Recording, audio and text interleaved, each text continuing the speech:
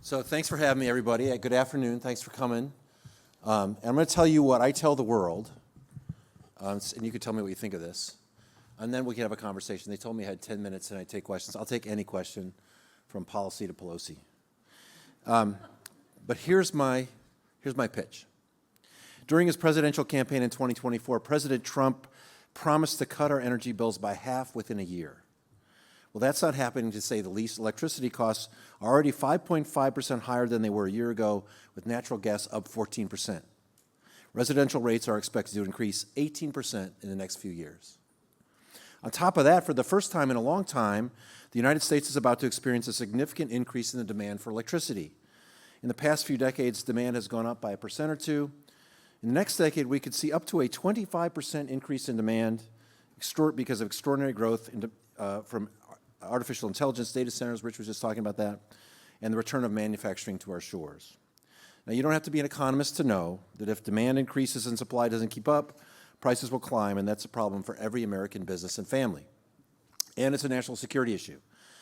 Former Google CEO Eric Schmidt came to my Energy and Commerce Committee, and he warned us about the need for more energy just to power AI. We need every single electron of energy we can get, he said.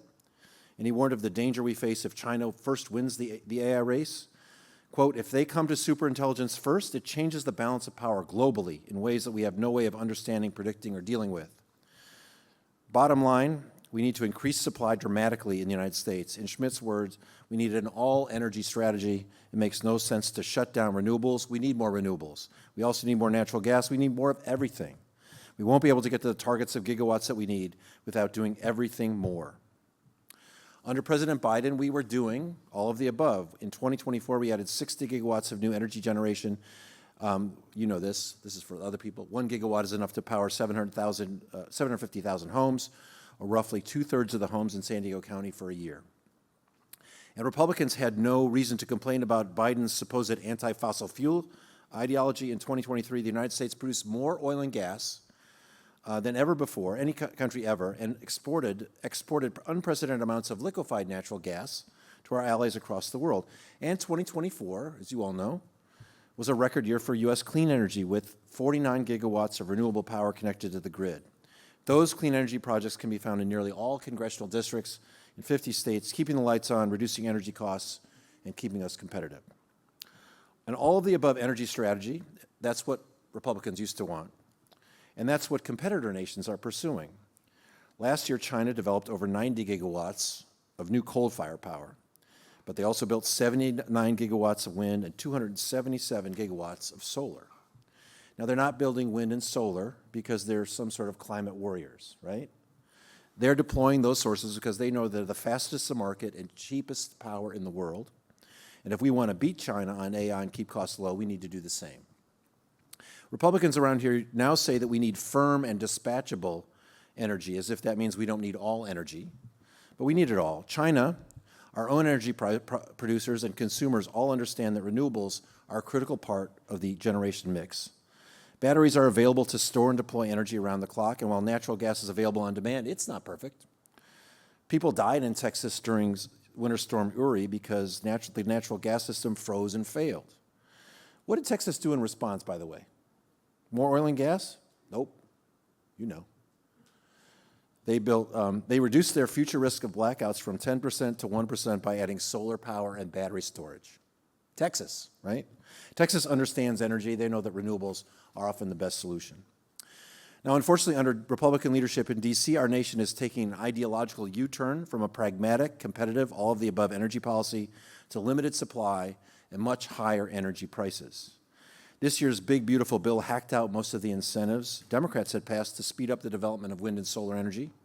This means that several private sector projects being designed, financed, and permitted based on those incentives will not be built and connected. And new data shows that over $20 billion in energy investments have been canceled or downsized, and over 64,000 jobs have been lost or stalled as a direct result of backward energy policies. And that's just in the first 9 months of this year. The Trump agenda will lead to as much as 300 gigawatts of new cheap energy being taken off the board. Here in Congress, we could have prevented this from happening. 21 of my Republican colleagues asked that the energy incentives be preserved because they knew this would happen. 20 of them voted for it anyway. You don't have to go along with your party's reconciliation bill. You can actually fight to make it better. I actually did that when I was a member of the majority, the triple majority in Congress. Had a big fight with President Biden and Nancy Pelosi. We still passed our bill, but we made it better. They could have done the same. They didn't. Now, smart, all of the above energy policy is not just about generation. It's also about more inter-regional high voltage transmission, which moves electrons from where they're created to where they need to be. Transmission is key to reliability and to cost reduction. For every $1 investment in transmission, consumers save between $3.80 and $4.70. Well, transmission is not proceeding well either. Since 2014, North America has produced 7 gigawatts of interregional high voltage transmission, about half of that in the United States. The comparable number in South America is 22, in Europe 44, in China 260. This self-induced failure does not make America great again, and it's Republicans who are often in the way. Last year, Senator Manchin and Barrasso presented a bipartisan plan to streamline transmission approvals. It received a strong 15-4 vote in the Senate Committee of Jurisdiction, but House Republicans on my committee killed it, hoping to shield oil and gas producers and their local utilities from competition instead of reducing costs for their constituents. They killed a bill to streamline energy transmission instead of voting to lower costs for their constituents. Finally, most of us acknowledge that a big part of the problem in energy has been our slow permitting process, and I have worked in good faith with my Republican and Democratic colleagues to fix the logjam of process at the federal, state, and local levels. I'm thankful I have real partners in D.C. who want a solution. I believe we will pass a permitting bill this year. It's going to be good. It's going to be big. Watch the news this week. But on the other end, it's not a bill, but it's good news. On the other end of Pennsylvania Avenue, I have to say, you really have to focus on what's happening at the other end of Pennsylvania Avenue, too. President Trump is really going backward on energy permitting. Under the president's executive orders, after any applicant for a clean energy project goes through the entire gauntlet of permitting, the Secretary of Energy has to personally sign off on 69 different process steps on each individual product. You could not make a worse, narrower bottleneck than that. You know, literally holding a camera up to take pictures of a survey, you'd have Doug Burgum signing off on that. That's ridiculous, right? On ideological whims, Trump is canceling projects that are already permitted. He canceled the Revolution Wind project offshore, or purported to. I don't think that fight's over. 80% complete, would have provided enough energy to power 250,000 homes. They've invested $4 billion into the project, created 1,200 jobs. And remember, Republicans used to complain about the Keystone Pipeline because it was cut off because of ideology. The workers who were sent home from the Revolution Wind job site can't think that Trump is any better, canceling that project because of ideology. President Trump is also canceling government funding for projects that have already received state approvals on the same day that he unveiled an AI action plan that calls for expanding transmission capacity. The same day, the Department of Energy canceled its loan guarantee for a transmission line bringing 5 gigawatts of sorely needed electricity to the Midwest. Say one thing, do another. And what's happened to the dependable rule of law? I know this is all on your mind, that has made America the safe place to invest. One energy investor told me that his company now views investing in United States energy as if they were investing in Vietnam or Brazil. That's that level of uncertainty. But anyway, by taking the cheapest, fastest interconnect, and cleanest resources off the board, Republicans are undermining our nation's security and dominance and jacking up our costs. If the majority is interested in legislating, solving real problems, and being energy dominant, we need to act, invest in all forms of energy, build transmission, get out of our own way, and honor the rights and expectations of our private investor partners. So I will say to my Republican colleagues and to all of you, let's look beyond oil and gas and truly invest in all of the above energy strategy that looks to the future instead of clinging to the past. Thank you, and I yield back, and now let's talk. Thank you.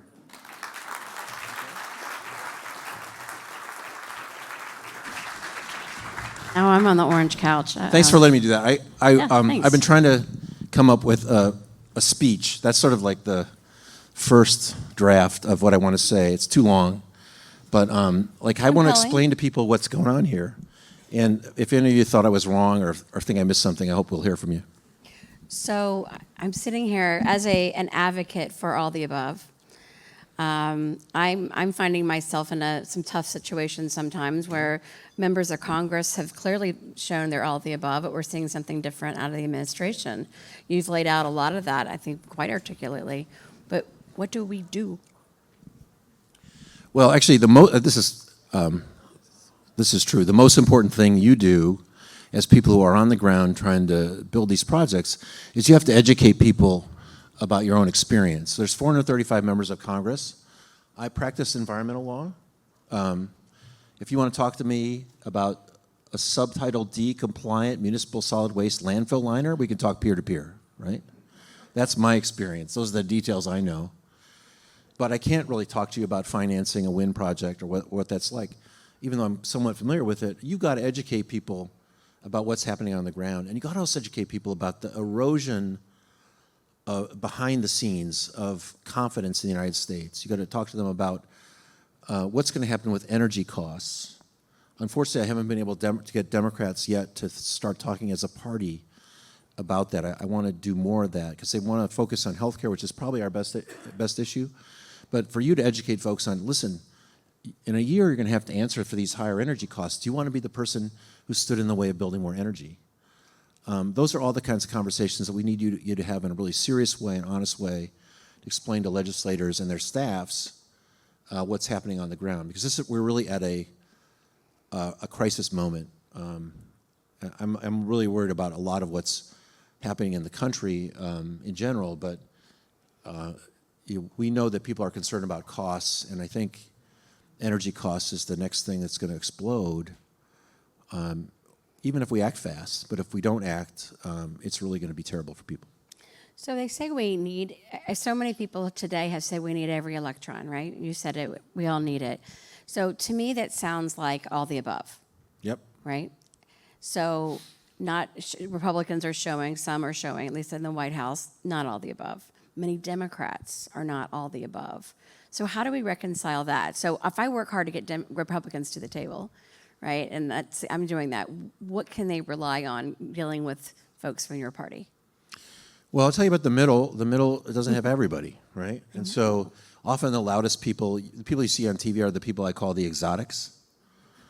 They're very interesting to watch on TV, but they don't really represent most people who came here to solve problems. So what you need to do is you need to give some courage and some boost to the people in the middle who want to do the right thing. There's 21 Republicans who signed that letter. That's who I'm focused on. They signed a letter, by the way, to preserve the incentives in the IRA for renewables, and those are the people we need. And we're not going to get the wind haters, the solar haters. Those people, we don't have to worry about them. But we need a critical mass in the middle, and so that's what I'm saying. That's who you talk to, and you really can't worry about the crazies. When you came in, we were talking about permitting reform. You alluded to maybe something exciting coming down. Are you optimistic? We got real close last year, but it seems like everyone wants it, but maybe getting there can be hard. Both. Yeah? Both are true. But I think we're really going to make some good progress. I've said we have to get it done this year, and there's two sides to it. I think, as Rich was explaining very articulately, on the natural resources side, Bruce Westerman, he's been a great partner with me on wildfire bills and permitting reform around wildfire projects. He really wants to solve a problem. He's got a bill out there on NEPA, the SPEED Act. It's pretty aggressive, and I